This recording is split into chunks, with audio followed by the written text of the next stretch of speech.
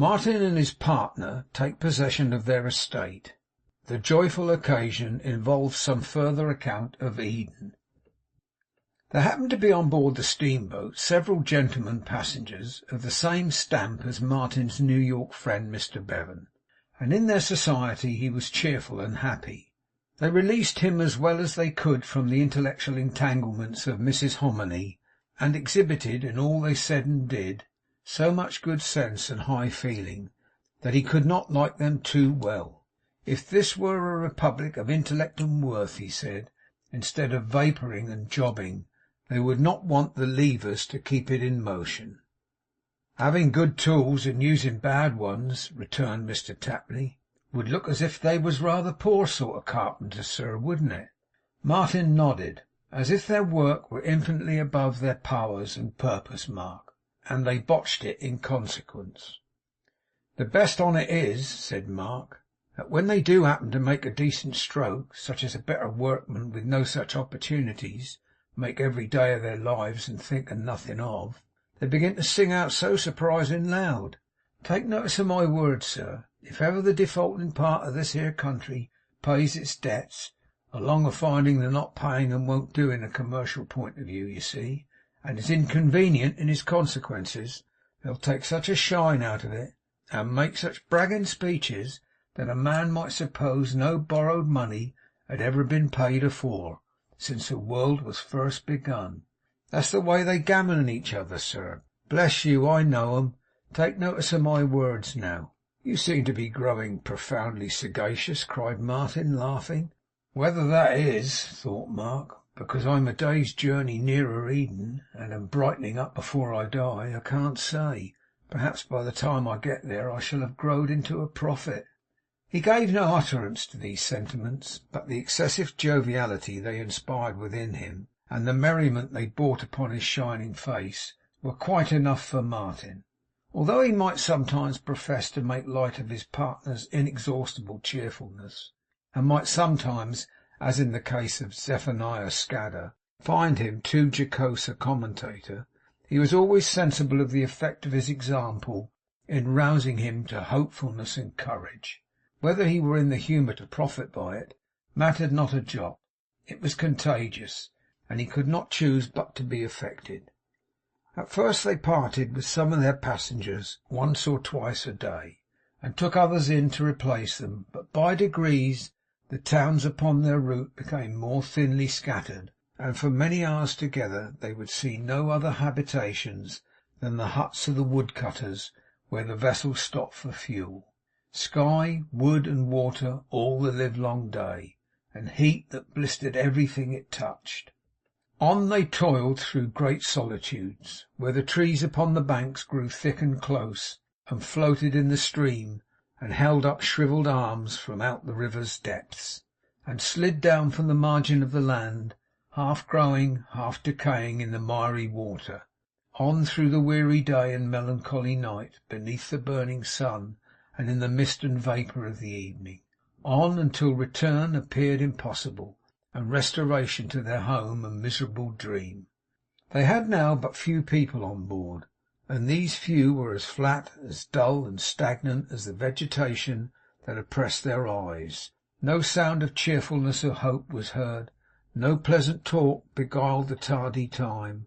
No little group made common cause against the full depression of the scene, but that, at certain periods, they swallowed food together from a common trough.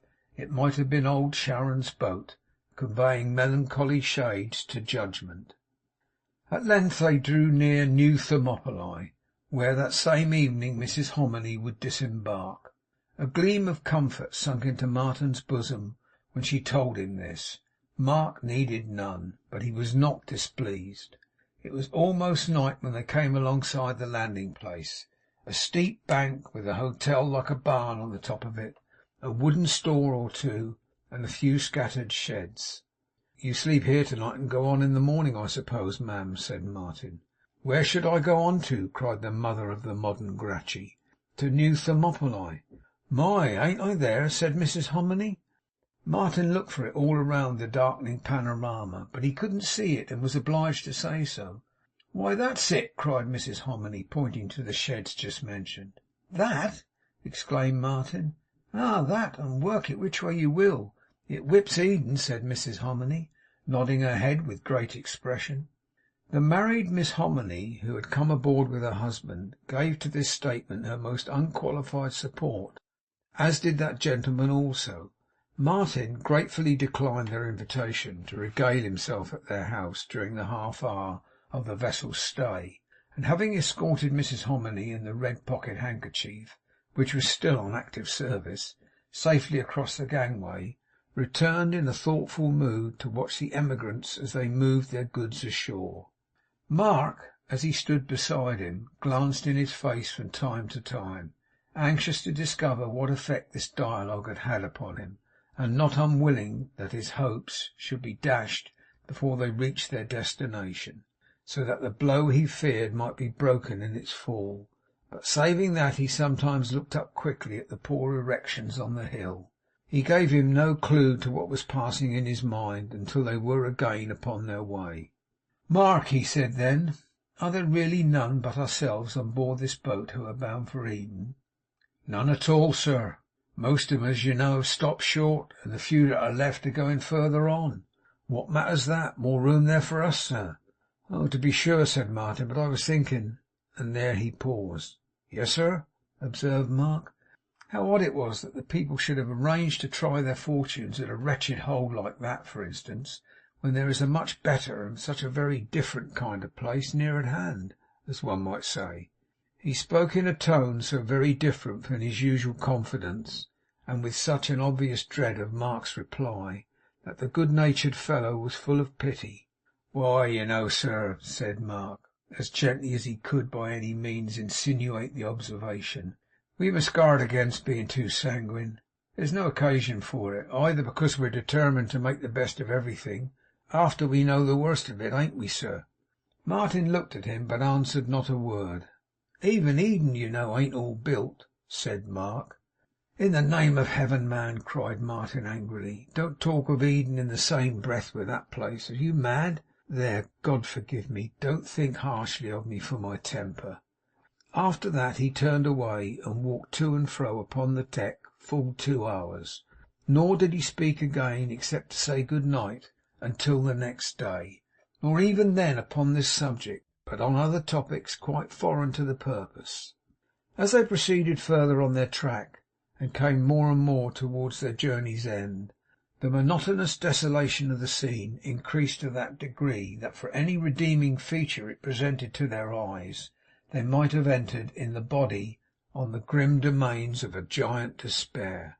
A flat morass bestrewn with fallen timber, a marsh on which the good growth of the earth seemed to have been wrecked and cast away, that from its decomposing ashes and vile and ugly things might rise, where the very trees took the aspect of huge weeds, begotten of the slime from which they had sprung by the hot sun that burnt them up, where fatal malady, seeking whom they might infect, came forth at night in misty shapes, and creeping out upon the water, hunted them like spectres until day, where even the blessed sun shining down on festering elements of corruption and disease became a horror.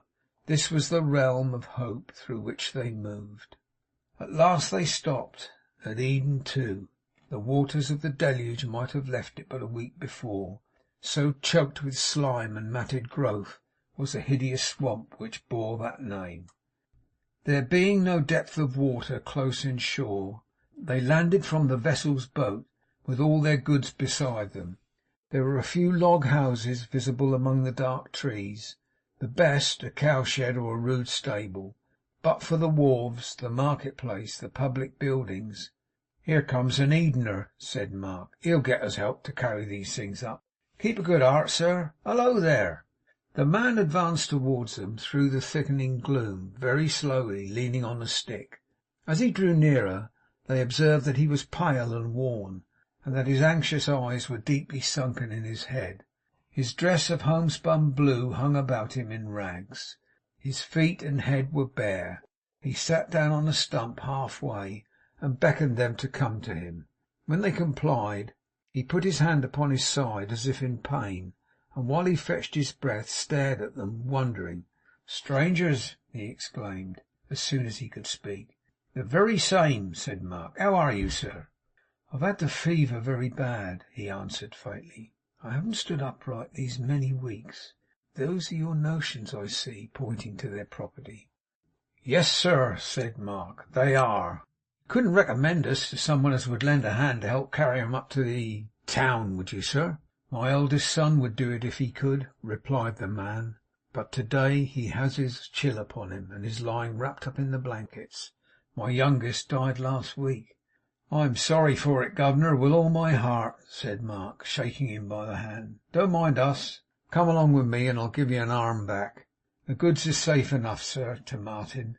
"There ain't many people about to make away with 'em. What a comfort that is!" "No," cried the man. "You must look for such folk here," knocking his stick upon the ground, "or yonder in the brush towards the north. We buried most of 'em. The rest have gone away. Them that we have here don't come out at night." "The night air ain't quite wholesome, I suppose?" said Mark. "It's deadly poison," was the settler's answer. Mark showed no more uneasiness than if it had been commended to him as ambrosia, but he gave the man his arm, and as they went along explained to him the nature of their purchase, and inquired where it lay. Close to his own log house, he said, so close that he had used their dwelling as a storehouse for some corn. They must excuse it that night, but he would endeavour to get it taken out upon the morrow. He then gave them to understand, as an additional scrap of local chit-chat, that he had buried the last proprietor with his own hands, a piece of information which Mark also received without the least abatement of his equanimity. In a word, he conducted them to a miserable cabin, rudely constructed of the trunk of trees, the door of which had either fallen down or had been carried away long ago, and which was consequently open to the wild landscape and the dark night. Saving for the little store he had mentioned, it was perfectly bare of all furniture. But they had left a chest upon the landing place, and he gave them a rude torch in lieu of a candle. This latter acquisition Mark planted in the earth, and then declaring that the mansion looked quite comfortable, hurried Martin off again to help bring up the chest. And all the way to the landing place and back, Mark talked incessantly, as if he would infuse into his partner's breast some faint belief that they had arrived under the most auspicious and cheerful of all imaginable circumstances. But many a man who would have stood with a home dismantled, strong in his passion and design of vengeance, has had the firmness of his nature conquered by the razing of an air-built castle. When the log hut received them for the second time, Martin lay down upon the ground and wept aloud. "Lord love you, sir," cried Mr Tapley in great terror. "Don't do that. Don't do that, sir. Anything but that. Never helped man, woman, or child over the lowest fence yet, sir, and it never will. Besides, it's being no use to you. It's worse than of no use to me, for the least sound of it will knock me flat down. I can't stand up again, sir. Anything but that." There is no doubt he spoke the truth, for the extraordinary alarm with which he looked at Martin as he paused upon his knees before the chest, in the act of unlocking it, to say these words, sufficiently confirmed him. "I ask your forgiveness 1,000 times, my dear fellow," said Martin. "I couldn't have helped it if death had been the penalty." "Ask my forgiveness!" said Mark, with his accustomed cheerfulness, as he proceeded to unpack the chest. "The head partner asking forgiveness of the co., eh? There must be something wrong in the firm when that happens. I must have the books inspected and the accounts gone over immediate. Here we are, everything in its proper place. Here's the salt pork, here's the biscuit, here's the whiskey. Uncommon good it smells too. Here's the tin pot. This tin pot's a small fortune in itself. Here's the blankets. Here's the axe. Who says we ain't got a first-rate fit-out? I feel as if I was a cadet gone out to Indy, and my noble father was chairman of the board of directors. Now, when I've got some water from the stream before the door and mixed the grog," cried Mark, running out to suit the action to the word, "there's a supper ready, comprising of every delicacy of the season. Here we are, sir, all complete, for what we are going to receive, etc. Lord bless you, sir, it's very like a gipsy party." It was impossible not to take heart in the company of such a man as this. Martin sat upon the ground beside the box, took out his knife, and ate and drank sturdily. "Now you see," said Mark, when they had made a hearty meal, "with your knife and mine, I sticks this blanket right afore the door, or where, in a state of high civilization, the door would be, and very neat it looks. Then I stops the aperture below by putting the chest agin it, and very neat that looks. There's your blanket, sir, and then here's mine, and what's to hinder our passing a good night?" For all his light-hearted speaking, it was long before he slept himself. He wrapped his blanket round him, put the axe ready to his hand, and lay across the threshold of the door, too anxious and too watchful to close his eyes. The novelty of their dreary situation, the dread of some rapacious animal or human enemy, the terrible uncertainty of their means of subsistence, the apprehension of death, the immense distance and hosts of obstacles between themselves and England, were fruitful sources of disquiet in the deep silence of the night.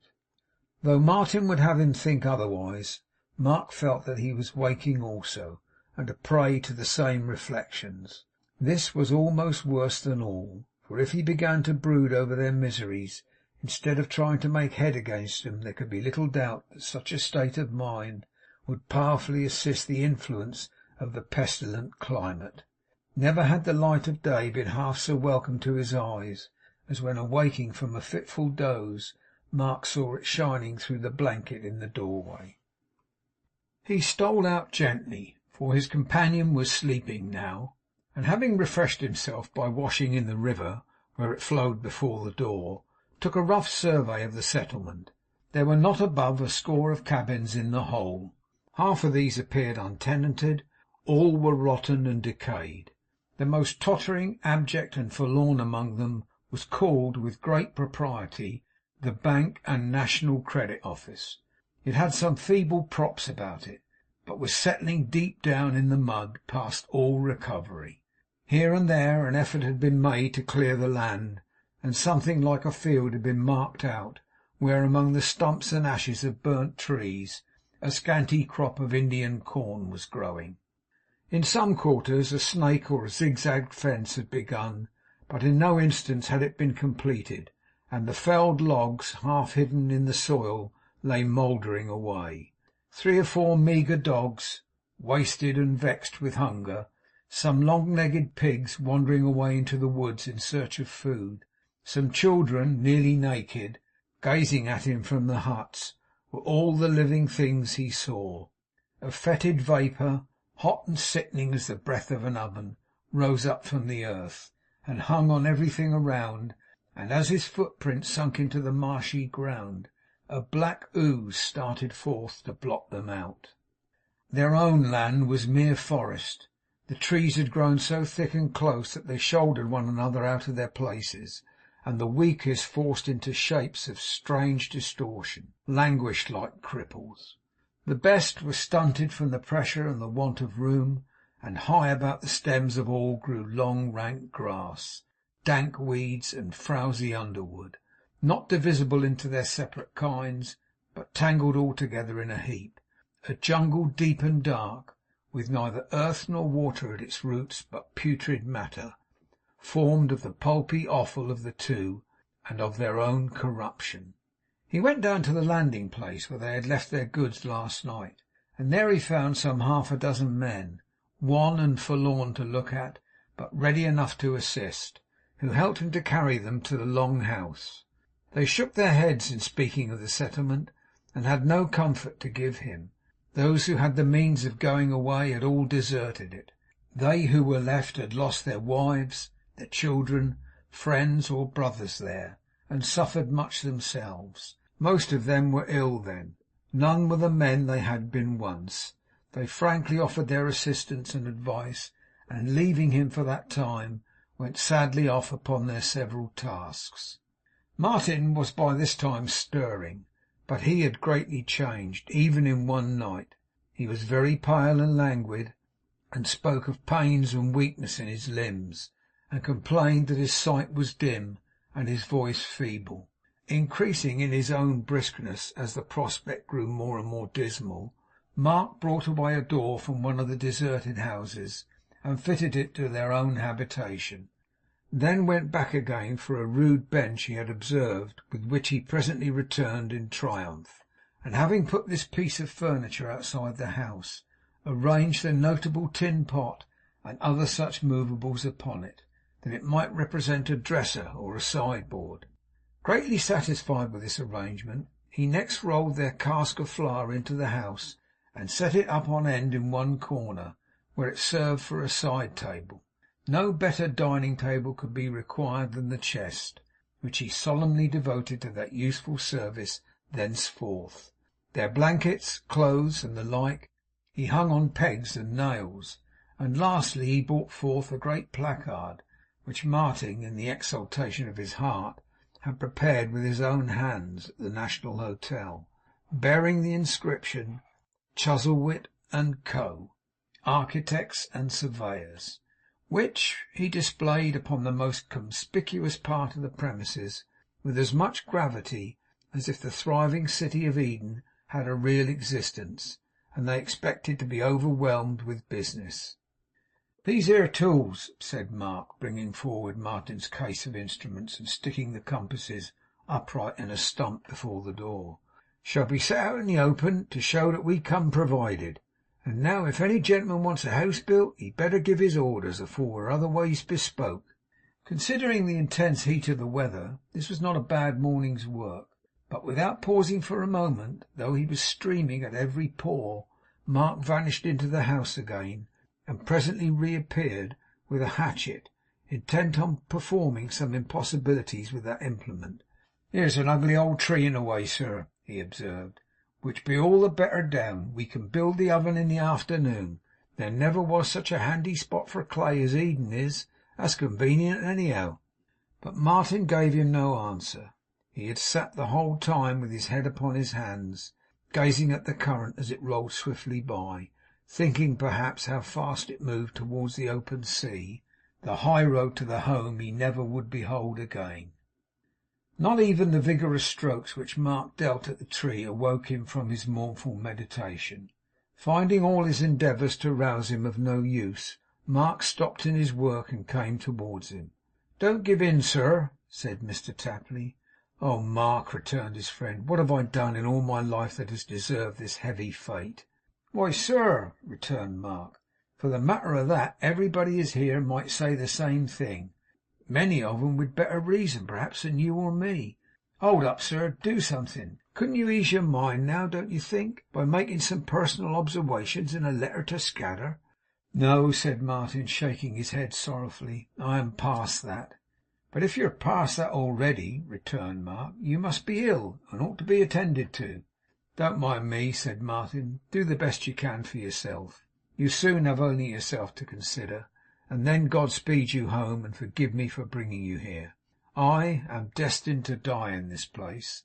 I felt it the instant I set foot upon the shore. Sleeping or waking, Mark, I dreamed it all last night.' 'I said you must be ill,' returned Mark tenderly, 'and now I'm sure of it. A touch of fever and ague caught on these rivers, I dare say. But bless you, that's nothing. It's only a seasoning, and we must all be seasoned, one way or another.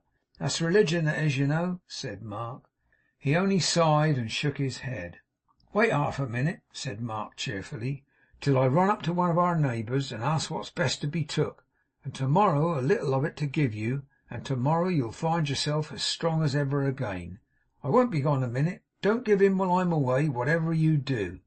Throwing down his hatchet, he sped away immediately, but stopped when he had got a little distance, and looked back, then hurried on again.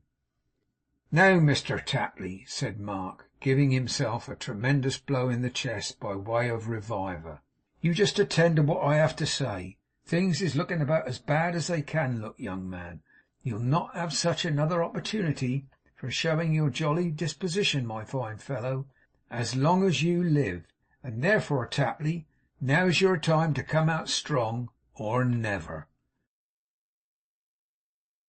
End of chapter 23.